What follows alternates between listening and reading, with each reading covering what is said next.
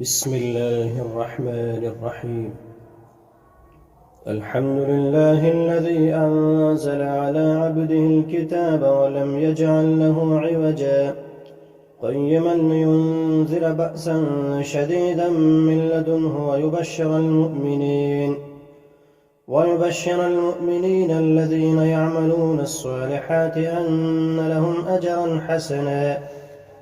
ماكثين فيه أبدا وينذر الذين قالوا اتخذ الله ولدا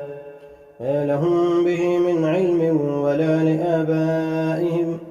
كبرت كلمة تخرج من أفواههم إن يقولون إلا كذبا فلعلك باخع نفسك على آثارهم إن لم يؤمنوا بهذا الحديث أسفا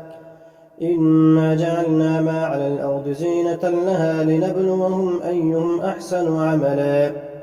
وإنا لجاعلون ما عليها صعيدا جرزا أم حسبت أن أصحاب الكهف والرقيم كانوا من آياتنا عجبا إذ أوى الفتية إلى الكهف فقالوا ربنا آتنا من لدنك رحمة وهيئ لنا من أمرنا رشدا فضربنا على آذانهم في الكهف سنين عددا ثم بعثناهم لنعلم أي الحزبين أحصى لما لبثوا أمدا نحن نقص عليك نبأهم بالحق إنهم فتية آمنوا بربهم وزدناهم هدى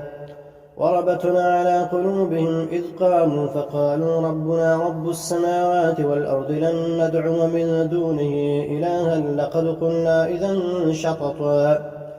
هؤلاء قوم اتخذوا من دونه آلهة لولا يأتون عليهم بسلطان بين فمن أظلم ممن افترى على الله كذبا وإذ اعتزلتموهم وما يعبدون إلا الله فأووا إلى الكهف ينشر لكم ربكم من رحمته ويهيئ لكم من أمركم مرفقا وترى الشمس إذا طلعت تزاور عن كهفهم ذات اليمين وإذا غربت تقرضهم ذات الشمال وهم في فجوة منه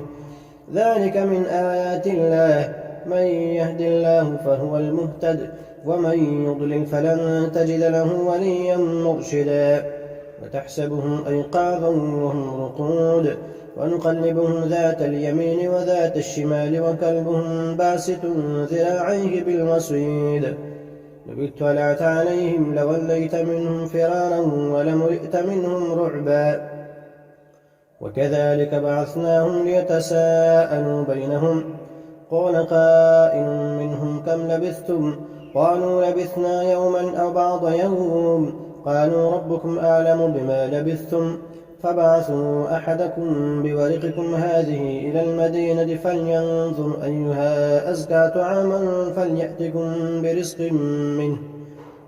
فليأتكم برزق منه وليتلطف فلا يشعرن بكم أحدا إنهم إن يظهروا عليكم يرجموكم أو يعيدوكم في ملتهم ولن تفلحوا إذا أبدا وكذلك أعثرنا عليهم ليعلموا أن وعد الله حق وأن الساعة لا ريب فيها إذ يتنازعون بينهم أمرهم فقالوا بنوا عليهم بنيانا ربهم أعلم بهم قال الذين غلبوا على أمرهم لنتخذن عليهم مسجدا سيقولون ثلاثة رابعهم كلبهم ويقولون خمسة سادسهم كلبهم رجما بالغيب ويقولون سبعة وثامنهم كلبهم